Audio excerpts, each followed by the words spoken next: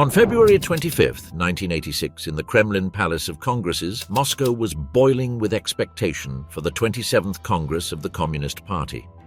General Secretary Mikhail Gorbachev delivered a 6-hour speech that was later read on Soviet radio for the same amount of time. Among the 5,000 delegates present was Viktor Bryukhanov, director of the Chernobyl nuclear power plant, who was attending a congress of that hierarchy for the first time.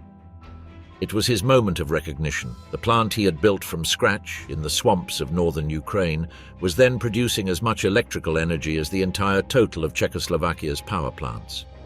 He had received 2 high state decorations, and rumors were circulating that he would soon receive the Order of Lenin along with the Star of Hero of Socialist Labor. Bryukhanov left Moscow convinced that 1986 would be the best year of his career. Gorbachev, at that same Congress, declared that in the next 5-year period the Soviet Union would build atomic power plants with a capacity 2.5 times greater than that of the previous plan. Nuclear fuel was the state's strategic bet to overcome the economic stagnation that he himself had diagnosed as the regime's chronic disease. The more reactors operated, the better. The more they produced electricity without pause, the better. The price of that industrial calculation would be paid 60 days later, about 150 kilometers north of Kiev. To understand Chernobyl, one must look much further back, to the decisions that made that reactor possible, to the men who designed it, to the institutions that built it, and to the organizational culture that operated it for years. The reactor in question was an RBMK 1000, the Russian acronym for High Power Channel Reactor. It was designed in collaboration between the Ministry of Medium Machine Building, headed by Yefim Slavsky, and the Kurchatov Institute of Atomic Energy, whose scientific director was Anatoly Alexandrov. Alexandrov was an 83-year-old physicist who had participated in the Soviet nuclear program since its earliest days.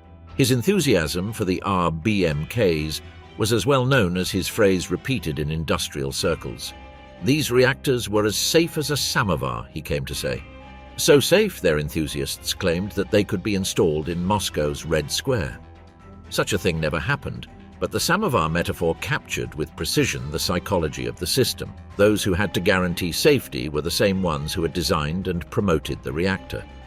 The RBMK had real advantages over its competitors. It could operate with almost natural uranium without the need for the costly enrichment process to the level required by other designs. Its components could be manufactured entirely on Soviet territory, eliminating dependence on foreign technologies that the Western embargo made impossible to acquire. It was enormous, productive, and, on paper, cheaper than its main domestic competitor, the VVER, the Soviet pressurized water reactor. The safety difference between the two designs was significant. The VVER used pressurized water as a neutron moderator. In the event of coolant loss, the reaction slowed by itself because without water the neutrons were not efficiently slowed down, and fission was interrupted naturally. It was an intrinsically stable design. The RBMK, by contrast, used solid graphite as a moderator and water as coolant. Under normal conditions it worked well, but it had a physical property that its creators knew, and that, for reasons that mixed institutional pride with bureaucratic secrecy, they did not communicate with the necessary clarity to those who had to operate it. That problem was called the positive void coefficient. In simple terms, under certain low-power conditions, if the water in the cooling system began to boil and produce steam, the nuclear reaction, instead of slowing down, accelerated. Steam absorbs fewer neutrons than liquid water, which means more neutrons available to fission more uranium atoms, generating more heat, more steam, and more reaction. A positive feedback loop that, if not interrupted in time, could shoot out of control in seconds. This problem was not secret inside Soviet nuclear laboratories. As early as November 1975, a similar situation had occurred at the Leningrad power plant, where the reactor became uncontrollable during a low-power maneuver. Vitaly Borets, one of the engineers present that night in Leningrad and who 10 years later would be coordinating the tests prior to the shutdown of Chernobyl Reactor No. 4, described the experience as that of a driver who steps on the brake and the car, instead of slowing down, accelerates to 150 kilometers per hour. The Leningrad reactor was stopped in time with the emergency systems, but it released into the environment 1.5 million curies of radionuclides, that is, enough radioactivity to contaminate billions of liters of water. The details of that accident were never formally shared with the personnel of other plants. The information existed, it was archived, but it did not circulate. The RBMK reactors had another defect in their control rods. The rods that were inserted into the reactor core to slow the reaction had graphite tips, not boron. Boron absorbs neutrons and reduces the reaction. Graphite, on the contrary, moderates them, that is, makes them more useful for fissioning uranium atoms. This meant that when a control rod was inserted from above, the first centimeters that penetrated the core were graphite, which momentarily increased reactivity instead of reducing it before the boron began to have its braking effect. In normal situations, this was irrelevant. In situations of extreme instability, it was a death trap. In 1983, the commission that inspected the newly built Reactor No. 4 at Chernobyl left a written record that the control rods had to be modified to correct this problem. The recommendation was noted in the minutes. The modification was never carried out. Nikolai Dyatlov, the chief designer of the RBMK, had published in 1979 an article in the magazine Communist expressing his doubts about the prudence of building nuclear power plants of that type in the densely populated European part of the Soviet Union. The article was a concession. He had tried to publish it in a specialized scientific journal, but the authorities redirected it to that more controlled forum. Alexandrov responded publicly defending the safety of the reactor. The debate was silenced. Construction continued its course. Whoever wanted to warn of the danger had to navigate against an institutional current that had invested billions of rubles and decades of scientific reputation in the success of the RBMK. The conversation between the Ukrainian Energy Minister Makukin and the Deputy Director of Chernobyl Medvedev, which occurred years before the accident, captures the institutional dynamic well. When Medvedev confirmed that Dyatlov was right in his reservations about the RBMK and that its emissions were much higher than those of the VVER reactors, the minister replied, "The academics, after all, approve this reactor, and the Council of Ministers has authorized it. It was the perfect circular argument. The system validated itself." Whoever dissented was placed in the position of questioning not only the reactor design, but the authority of the party that had approved it. Slavsky, the all-powerful minister of medium machine building, had been running his ministry for 28 years when the accident occurred. He had survived all the Kremlin leadership changes since 1958 and had become a state within the state. He controlled the nuclear weapons program, the civilian energy program, and the scientific institutes that produced the technical knowledge of both. He was more powerful than the Minister of Energy who operated the Chernobyl plant and more influential than many members of the Politburo. The investigating commission into the causes of the accident was led by his own subordinate Meshkov and composed mostly of scientists from his own institutes. The result of that investigation was predictable before it began. Bryukhanov returned from the Congress in Moscow at the end of February 1986 and never had a real rest again. The pressures on the plant were multiple and came from all directions simultaneously. Reactor No. 5 was under construction and deadlines were not being met, which had generated formal party reprimands for several of his subordinates. The new Minister of Energy, Anatoly Dyatlov, had proposed at the Congress itself reducing the construction cycle of a nuclear power plant from 7 to 5 years, a proposal that completely ignored engineering in favor of political metrics. In 1985, the plant had produced 29 billion kilowatts, almost 10% more than planned, fundamentally by reducing the time devoted to maintenance shutdowns. The party applauded that figure without seeing what it concealed. 4 months before the accident, on January 7, 1986, the Pripyat Party Commission had issued a formal reprimand against Bryukhanov's deputy director, responsible for construction projects. The episode reached the local press. Bryukhanov knew perfectly well that if the situation did not improve, the next reprimand would be for him. In the Soviet system, party reprimands were the first step toward dismissal. And a dismissed director lost not only the position but the apartment, the supply privileges that made a decent life in Pripyat possible, and the possibility of working in any comparable position in the future. The incentives all pointed in the same direction: meet the plans, conceal the problems, avoid conflict with superiors. Friday, April 25, 1986, was the last working day before what should have been a long holiday bridge. May 1st was a national holiday. Orthodox Easter fell on May 4th and Victory Day was celebrated on May 9th. Pripyat, the city built for the plant's workers, was in that state of anticipated joy that precedes days off. The average age of its almost 50,000 inhabitants was 26. Young couples were preparing weddings for the weekend. Fishermen were planning excursions to the Pripyat River. The local newspaper published articles about the areas enabled for sport fishing and the varieties of potatoes that were advisable to plant in family gardens.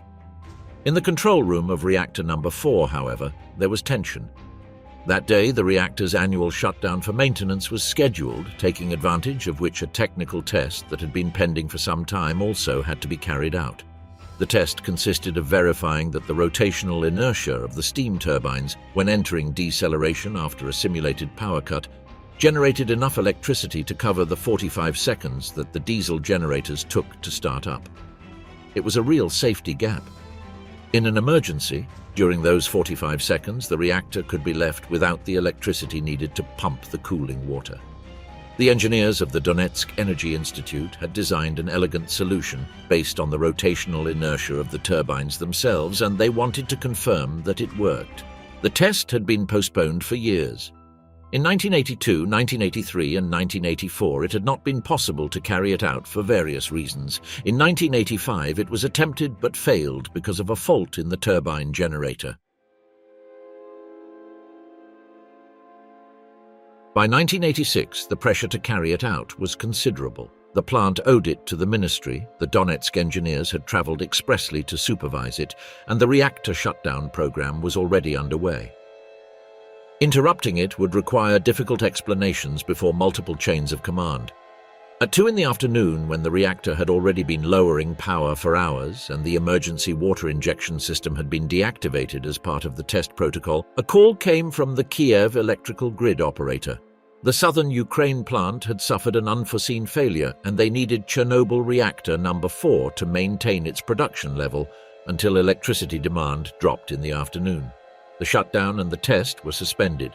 The reactor spent 9 hours producing electricity at half power with the emergency water system deactivated. It was a margin of risk that no one formally identified as such during that time.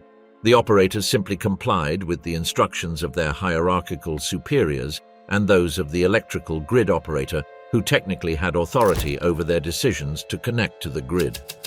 At 10 at night, Anatoly Dyatlov, deputy chief engineer of the plant and directly responsible for reactor operations, arrived at the command post. He was a 55-year-old man, a veteran of the Soviet submarine nuclear industry, knowledgeable about reactors from the inside like few others in Pripyat.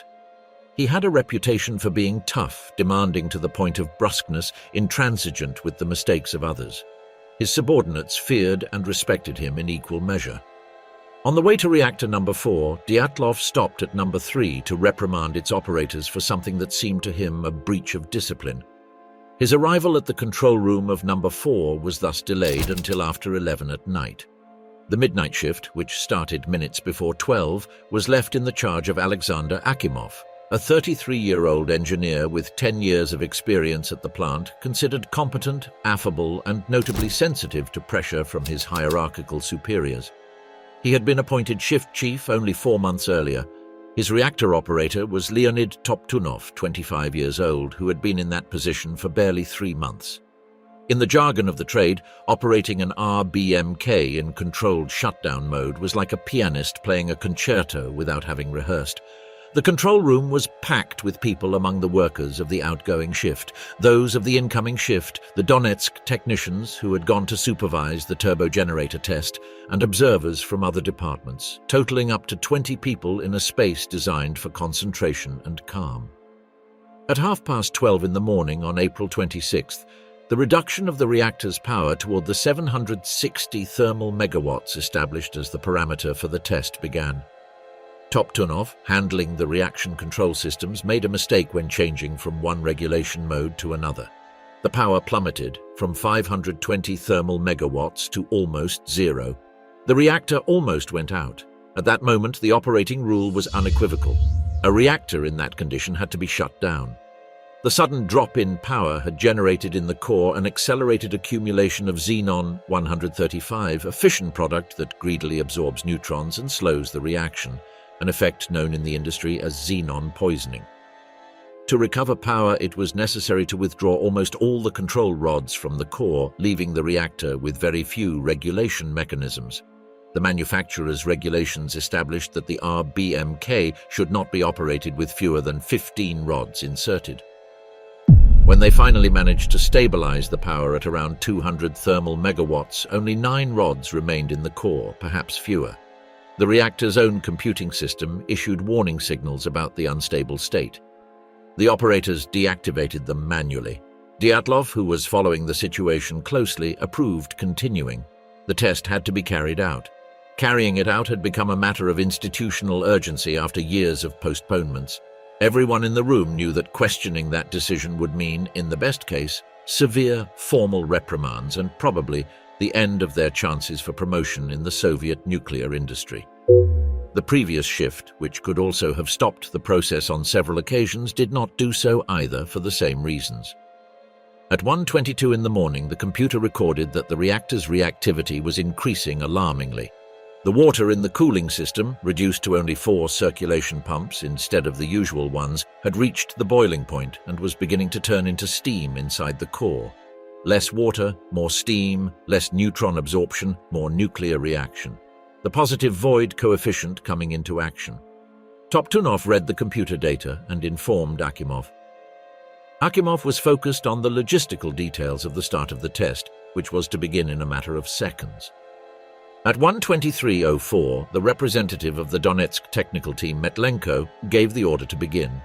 He closed the turbogenerator valves and began timing the rotational deceleration. The test lasted 36 seconds. At 1:23:40, with the reactor power shooting out of any control, Akimov ordered Toptunov to press the AZ5 button, the red emergency shutdown button, which was supposed to insert all the control rods into the core simultaneously. It was the mechanism of last resort. Toptunov removed the protective cover from the button and pressed it. The 178 rods began to descend.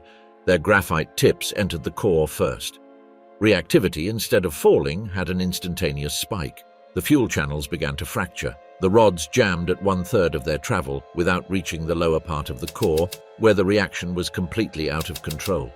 The reactor power went from 200 thermal megawatts to more than 30,000 in a matter of seconds, 10 times the maximum nominal power. The zircaloy tubes, a zirconium alloy, 1 millimeter thick, which contained the uranium fuel, disintegrated. The fuel came into contact with the water in the cooling system and generated a massive amount of steam with no escape route. Razim Davletbayev, deputy head of the turbine division who was in the control room, described what he heard. First, a deep moan like that of a car engine braking hard on the asphalt. Then a roar. Then the blows, spaced out at first, increasingly stronger. At 1:23:44, the steam explosion destroyed the upper shield of the reactor, the 200-ton concrete slab that the operators called Elena, which was thrown into the air and fell back onto the reactor displaced, leaving the core exposed to the sky. 2 seconds later, a second explosion, more violent, destroyed much of the containment building and hurled blocks of incandescent graphite around the surroundings. The graphite burned inside the open reactor, sending radioactive particles thousands of meters into the night atmosphere. Those in the control room heard and felt the explosions, but did not understand what had happened. The idea that a nuclear reactor could explode was not part of their training. No textbook they had studied contemplated it as a real possibility. Their first hypothesis was that the emergency water system tank located above the control room had exploded. When water did not fall from the ceiling, they began to think of a massive rupture of pipes. Dyatlov went out into the corridor full of smoke and debris and walked toward the ruins. Upon returning, he described what he had seen with a phrase that was recorded in the testimonies. This was an image worthy of the pen of the great Dante. Those who saw the explosion from outside, the fishermen who were fishing at night in the plant's cooling pond without legal permission but with long habit, observed a column of fire that shifted from red to blue before becoming a black cloud. They continued fishing. They had no way of knowing what they had just seen. While the control room of Reactor No. 4 filled with smoke and debris and its operators tried to understand what had happened, the institutional machinery began to move with the slowness and distortions typical of a system designed to escalate problems upward, never to solve them autonomously. Akimov and Dyatlov sent the two young trainee engineers, Proskuryakov and Kudryavtsev, to the reactor hall to try to manually lower the jammed control rods. The two boys went up the stairs full of debris and steam, got as close as they could, and returned saying that access was blocked. Dyatlov had to retract the order when he realized its uselessness. By then, Proskuryakov and Kudryavtsev had already received lethal doses of radiation. They died in the Moscow hospital in May.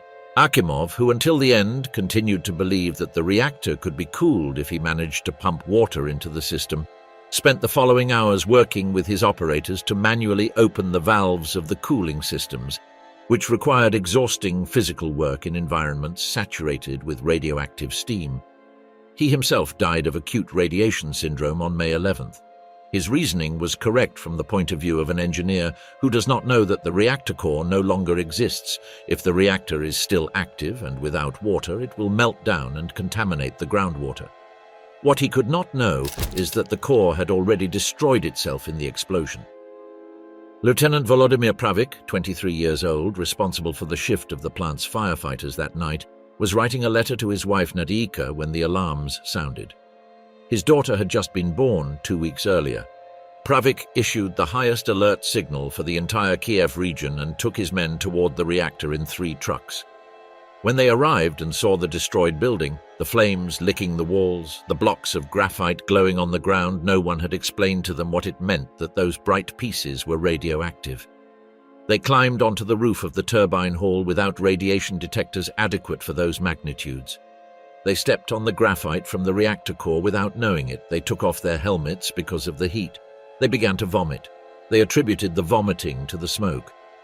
At 2:30 in the morning, 30 minutes after arriving on the roof, the first firefighters were brought down on stretchers.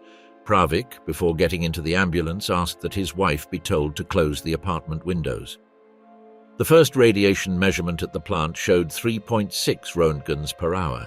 It was the maximum that the dosimeters available on site could record. The real measurements in areas of the destroyed building exceeded 15,000 Roentgens per hour. The more precise dosimeters, capable of recording those magnitudes, were stored under lock and key in a warehouse, and in the chaos of the moment were not located immediately. When 2 of them were finally found, one was considered defective for giving a reading so high that it seemed impossible. The other was sent to the shift chief, who had to decide what to report. Bryukhanov, in the minutes following the explosion, sent Moscow and Kiev a report indicating radiation levels of barely 3.6 Roentgens per hour. It was the figure he had available and that his instruments could confirm. It was a communication error with enormous consequences, not necessarily an act of deliberate deception, although the difference between the two things was gradually erased as the hours passed when the following reports continued to be unconsciously optimistic. Boris Shcherbina, Soviet Deputy Prime Minister and head of the government commission sent to Chernobyl, arrived in Pripyat at 8 in the evening on April 26th, after having traveled urgently from Siberia, where he was spending the weekend according to his custom of visiting construction sites and industrial enterprises. On the plane to Kiev, the scientist Valery Legasov brought him up to date on the history of Soviet nuclear accidents. What he found upon arriving was not what anyone had foreseen. The reactor had not had a cooling accident like 3 Mile Island in 1979, which was the only reference available during the flight. The reactor had exploded. The distinction was enormous. At the commission meeting at the party headquarters in Pripyat toward 9 at night, several explosions illuminated the night sky over the reactor. Radiation levels in the city's central square went from 40 to 330 micro-Roentgens per second in a matter of minutes. The debate over the evacuation lasted hours. The Soviet norms of 1963 established that it was not mandatory until the accumulated dose per person reached 75 roentgens, and the calculation of the doctors present said that that threshold would not be reached for several days.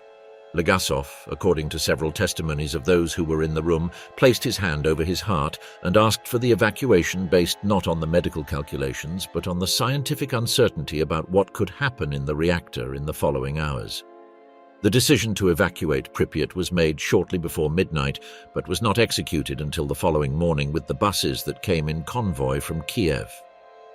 The evacuation of Pripyat, a city of 50,000 people 3 kilometers from the plant, did not begin until 14 hours on April 26, more than 12 hours after the explosion. The decision was blocked for hours by a chain of command that required confirmation from Moscow for actions of that magnitude, and where party officials in Kiev preferred to wait for more conclusive data before creating panic. The head of the government commission sent to Chernobyl, Boris Shcherbina, had to personally convince the scientists and officials that the evacuation was inevitable and imminent.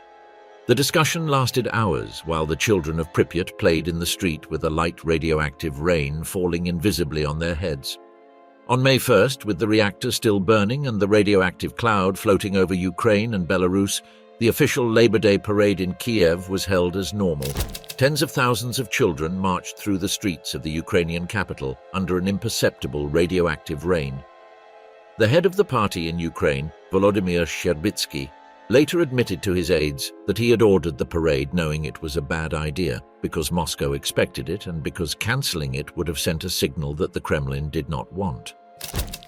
On April 28, 2 days after the explosion, the radiation alarms at the Swedish nuclear power plant of Forsmark began to activate.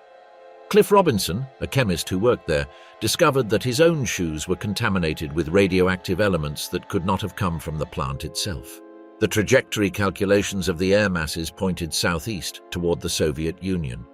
When the Swedes contacted the Soviet authorities, they denied that anything had happened on their territory. Radiation levels in Sweden were 30% higher than the norm. In Norway, they had doubled. In Finland, they were 6 times normal. It was the Swedish government, applying diplomatic pressure, that finally forced Moscow to admit the existence of the accident to the rest of the world. On May 14th, 18 days after the explosion, Gorbachev addressed the country publicly in a televised speech. He devoted more than half of his intervention to attacking the Western media for what he described as a campaign of anti-Soviet hysteria. He acknowledged that the accident had occurred and that it was serious, but framed the Soviet response as an exemplary exercise in crisis management.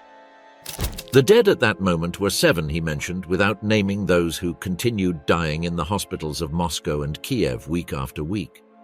In August 1986, the scientist Valery Legasov presented the Soviet report to the International Atomic Energy Agency in Vienna in what was described internationally as an exercise of unprecedented transparency for a country of the Soviet bloc. Legasov described in detail the operational errors of the early morning of April 26th and acknowledged the existence of the positive void coefficient as a contributing factor. Western scientists were impressed by the technical depth of the report, which had more than 300 pages of data and analysis. Some Western nuclear experts who had spent years suspecting that Soviet reactors had structural design problems saw their suspicions confirmed between the lines, but the official version that Legasov presented publicly still placed the main weight on the operators. What those present in Vienna did not know is that Legasov had omitted the description of the defect of the graphite tips in the control rods, the detailed background of the Leningrad accident of 1975, and the long history of internal warnings that had not reached the operators in the form of updated regulations. Upon returning to Moscow, Legasov's own colleagues at the Kurchatov Institute rejected him in the elections to the Institute's academic council by 129 votes against 100. Too much information had come out of the Soviet laboratories, they considered. In November 1986, he was invited to stand on Lenin's mausoleum during the parade for the anniversary of the revolution, one of the greatest honors a Soviet scientist could receive. He could not attend, his health was already too compromised. Legasov had the chronic symptoms of someone who had received a massive dose of radiation without precise measurement. because on his visits to the most dangerous areas of Chernobyl, he had often forgotten his dosimeter. In the summer of 1987, he attempted suicide with sleeping pills. The doctors saved his life. On April 27, 1988, the second anniversary of the disaster, Legasov hanged himself in his apartment. In the months prior to his death, he had recorded on cassettes his reflections on the accident and on what he had not said in Vienna. He had left a record that it weighed deeply on him not to have told the complete truth before the world. In July 1987, in the Cultural Hall of the city of Chernobyl, in the middle of the exclusion zone with radiation levels still elevated, the formal trial of those responsible for the disaster began. To enter the courthouse building, shoes had to be washed in buckets of water placed at the entrance. The performance hall of the cultural center was converted into a courtroom by removing rows of seats. Journalists were admitted only on the first and last day. The trial lasted 18 days. The plant's own operators, who were still working in the surviving reactors, occupied the available seats in the audience. The accused were 6. Viktor Bryukhanov, the director of the plant, Nikolai Fomin, the chief engineer, Anatoly Dyatlov, the deputy chief engineer who supervised the fatal test, Alexei Kovalenko, head of the reactor division, Boris Rogoshkin, head of the plant shift that night, and an official of the Nuclear Safety Administration, Yuri Laushkin. The most striking characteristic of the process was what was absent. All the materials related to the design of the reactor had been removed from the file and assigned to a parallel criminal proceeding that never came to be held. Bryukhanov, the director, was the first accused and the one who had had the least to do with the technical decisions of the early morning of April 26th. He was not in the control room. He had not directly approved the test program. His responsibility was hierarchical in nature. He directed a plant where the culture of meeting quotas had prevailed over the culture of safety for years. He knew it and had not been able to change it, partly because that was the system that the party and the ministries rewarded. When the KGB arrested him in August 1986, the officer who processed his detention told him that he was better off in prison because the magnitude of the disaster had shocked public opinion and there was a need for a visible scapegoat. Fomin, the chief engineer, adopted the simplest strategy. Everything had been Dyatlov and Akimov's fault because they had deviated from the test program that he had signed. When the prosecutor asked him at the trial who was mainly responsible for the accident, he answered without hesitation, Dyatlov and Akimov for having allowed deviations from the program. Akimov had been dead since May 1986 as a consequence of irradiation. Toptunov, the reactor operator, had also died that same month. They could not defend themselves. Dyatlov chose a different and more dangerous path. He admitted the operational violations for which he was directly responsible, having allowed the reactor to operate with fewer control rods than those established by the manufacturer's regulations, having given the order to continue the test at a power level far lower than that stipulated in the program, having delayed the use of the emergency shutdown button. But he firmly insisted that none of those violations would have caused the explosion if the reactor had had an adequate design. He stated at the trial, if he had pressed the emergency button earlier, the accident would have happened earlier, not later, earlier. The reactor, not its operators, was unstable from its fundamental architecture. The designers of the RBMK, not the operators of Chernobyl, had not built a reactor that could be operated safely under the conditions in which the production and planning system itself forced it to operate. It was an accusation that many within the Soviet nuclear industry knew was justified. Boris Shabina's report to the Politburo in July 1986 acknowledged that there were serious defects in the construction of the reactor, although it described them as secondary compared with the operational errors, which it declared to be the basic cause of the accident. But that official line was politically indispensable. Recognizing that the reactor was fundamentally defective would have questioned the legitimacy of all the RBMKs operating in the Soviet Union, would have cast doubt on decades of propaganda about Soviet nuclear safety, and would have implied the personal responsibility of figures of the scientific establishment as powerful as Alexandrov, Dolezhal and Slavsky himself. The verdict was the same for the 3 main defendants, 10 years in prison.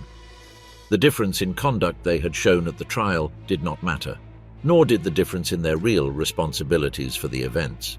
Bryukhanov later recalled with precision the night of the ruling. The prison guard placed a chair beside his bed and watched over him all night in case he tried to take his own life. Bryukhanov did not try. He later commented to a journalist, "Leaving this world is simple, but what would it prove and to whom?" Alexandrov resigned from the presidency of the Academy of Sciences in October 1986, a few weeks after the Vienna trial. No one was criminally tried for the design of the reactor. The parallel case file on design responsibilities remained open for years and was finally shelved without a sentence. In 1991, a commission of Soviet nuclear scientists, led by the new director of the Kurchatov Institute, Yevgeny Velikov, formally concluded the following. The defects in the construction of the RBMK 1000 reactor predetermined the grave consequences of the Chernobyl accident.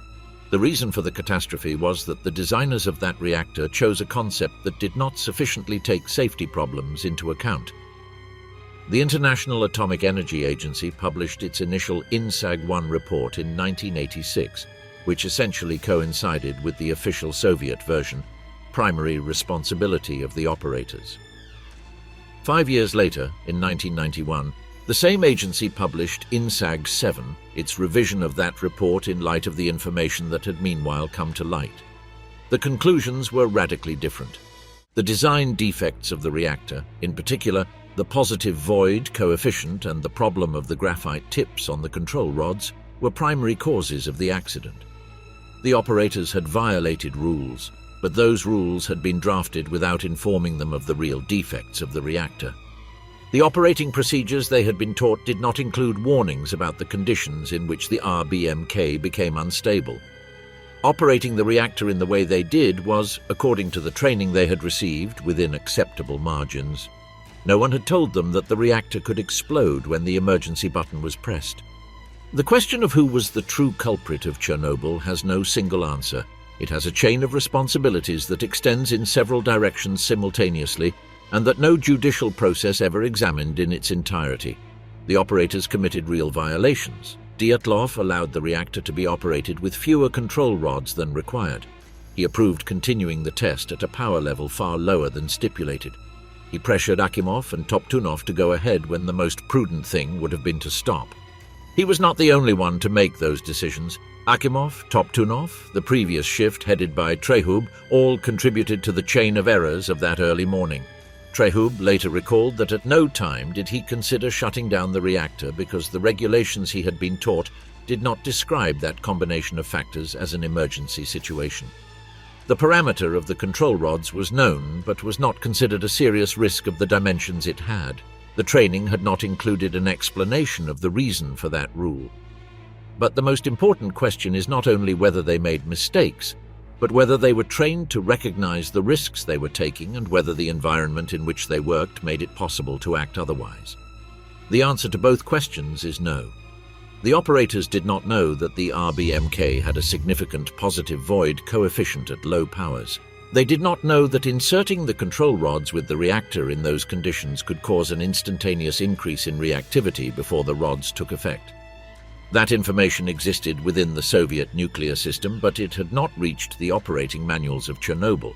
The Soviet nuclear industry had at least 11 years, from the Leningrad accident of 1975 to the night of April 26, 1986, to incorporate those lessons into the procedures of all RBMK plants. It did not do so. In addition, the incentive system in which they worked meant that stopping the test for technical reasons had serious professional consequences, while proceeding had serious consequences only if something went wrong, which prior calculations made seem improbable. The reactor designers are, according to the later technical analysis, primarily responsible. The positive void coefficient was a known property of the design, not a surprise finding of the investigation after the accident. The problem of the graphite tips on the control rods had been identified by the Inspection Commission of Reactor No. 4 itself in 1983 and recorded in minutes, without anyone taking action. RBMK reactors exported to the Warsaw Pact countries did not exist. In the Soviet bloc, the nuclear power plants built for use by other countries were of the VVER type, with pressurized water and without graphite as a moderator, significantly safer. The Soviet Union reserved the RBMK for its own territory. The decision to build the RBMK reactors without the concrete containment dome that was standard in the West and that would have enormously limited the dispersion of radioactivity was also a deliberate cost-saving choice. The designers argued that the inherent safety of the design made that additional protection unnecessary. The accident proved that they were wrong in both premises. The conversation between the Ukrainian Energy Minister Makukin and the Deputy Director of Chernobyl Medvedev, which occurred years before the accident, captures the institutional dynamic well. When Medvedev confirmed that Dyatlov was right in his reservations about the RBMK and that its emissions were much higher than those of the VVER reactors, the minister replied, "The academics, after all, approve this reactor, and the Council of Ministers has authorized it." It was the perfect circular argument. The system validated itself. Whoever dissented was placed in the position of questioning not only the design of the reactor, but the authority of the party that had approved it. The plant management, starting with Bryukhanov and Fomin, maintained for years a work culture in which compliance with production quotas took priority over safety. Deadlines were shortened, tests were postponed when they interfered with production, and incident records were managed carefully so as not to create problems with the ministry supervisors. That culture was not a local anomaly. It was the exact mirror of what the party and the ministries rewarded and demanded. In 1985, the plant had exceeded its quota by almost 10% by cutting maintenance shutdown time. No one in Moscow asked whether that was sustainable. The political authorities designed the institutional environment in which all of this was possible. The Ministry of Energy, which operated the plant, did not have the adequate nuclear technical training to supervise an RBMK. That type of reactor had been developed by the Ministry of Medium Machine Building and transferred to Energy after being tested. The receiving ministry inherited the plant without inheriting full knowledge of its limitations. The institutional separation between those who designed the reactor and those who operated it was one of the mechanisms by which critical information was lost along the bureaucratic path. Gorbachev himself, who in his speeches of February 1986 urged the doubling of nuclear energy production in 5 years, created a climate of pressure that made it unthinkable to delay a safety test for technical reasons. He did not order the accident, but the incentive system he defended from the podium of the party Congress was part of the environment that made it possible and that determined how it was responded to in the following days. 4 reactors at the Chernobyl plant, including those that did not explode, continued producing electricity until the year 2000. RBMK reactors continued operating at other Soviet and later Russian plants for decades. After the accident, technical modifications were introduced to reduce the positive void coefficient and correct the problem of the control rods, exactly the changes that no one had considered urgent before April 26, 1986. The modifications took less than a year to implement in all existing RBMKs. The time needed to make them was technically manageable. What had not existed before was the institutional will to order them without a disaster in between. The liquidators, nearly 600,000 people who participated in the containment and cleanup tasks between 1986 and 1989, received average radiation doses equivalent to 120 times the annual dose considered safe by the International Commission on Radiological Protection. Many of them were reservists urgently summoned by the military commissars with promises of bonuses 5 times higher than the normal salary and privileges for their families that the government had never formally authorized. Some presented themselves voluntarily, moved by a sense of civic duty that their own later accounts describe with a mixture of pride and bitterness. They worked in conditions of extreme radiological exposure, with improvised protections that the scientists themselves knew were insufficient, but that were all that was available. The soldiers who cleaned the roof of Reactor No. 3, picking up radioactive graphite blocks by hand, were instructed to spend only 90 seconds on the roof per shift. Many spent more time because the task could not be completed in 90 seconds, and because the officer timing them was not always in a position to see them. 28 died of acute radiation syndrome in the immediate months after the accident. Estimates of long-term mortality vary widely according to the methodology used. The most conservative figures from organizations such as the WHO speak of several thousand additional cancer deaths attributable to Chernobyl radiation. Independent studies with different methodologies raise that number considerably. The liquidators who survived recorded in the following years and decades rates of illness and mortality significantly higher than those of the general population. The firefighters who climbed onto the roof on April 26, 1986, without knowing what they were stepping on, died in Moscow hospitals in the following weeks. Pravik, the 23-year-old lieutenant who was writing letters to his wife on the night of the explosion, died on May 11th. His remains and those of his comrades in the unit were buried in sealed zinc coffins in the Mitino cemetery in Moscow, wrapped in plastic bags inside the coffin inside another zinc one, the whole sealed with cement tiles. The families signed the documents presented to them and were told that their sons were heroes. They were not allowed to take them back home. Dyatlov was released in 1990 for health reasons, after having developed the chronic consequences of the irradiation received that night. Died in 1995 of heart failure associated with exposure to radiation.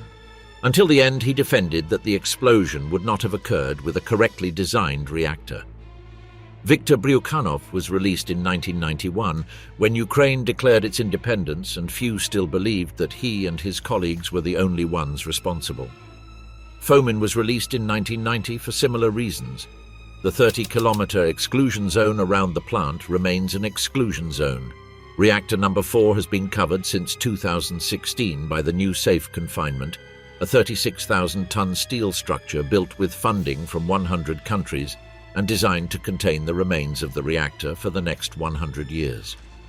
The original concrete sarcophagus, built in 1986 in record time and with workers exposed to extreme radiation, was for decades the visual symbol of the disaster. It was also always a provisional solution. Its cracked walls, its unstable roof, and its compromised foundations forced the construction of the new structure that completely surrounds it. The INSAG-7 report of 1991 concludes that the accident was a consequence of both operational errors and design defects. The operational errors would not have caused the explosion with an adequately designed reactor. The defects of the reactor would not have been enough to cause the catastrophe without the violations that occurred that night. The cause was the intersection of both in an institutional system that had no mechanisms to correct either of them. What distinguishes Chernobyl from other major industrial accidents is not only the scale of the destruction, but the depth with which the later investigation revealed how many opportunities there were to prevent it. The Leningrad accident of 1975, with 1.5 million curies released into the environment, did not generate any update of the operating manuals of the other RBMK plants. The recommendations of the 1983 inspection on the control rods remained unimplemented for 3 years. Safety procedures were not updated to reflect the real physical properties of the reactor that the operators handled every day. The information that existed within the system did not circulate toward those who needed it. Each of those links was, in its own way, a form of responsibility that the 1987 trial did not want to see, could not see, or decided not to see. The court that tried Bryukhanov, Fomin, and Dyatlov did not have access to the documents proving that the designers knew of the reactor defects before the accident and had not communicated them. Those documents were removed from the case file before the trial began. The steel sarcophagus that covers Reactor No. 4 today is not only a containment structure. It is also the physical testimony of the distance between official blame and real blame, between the process that took place and the one that never occurred.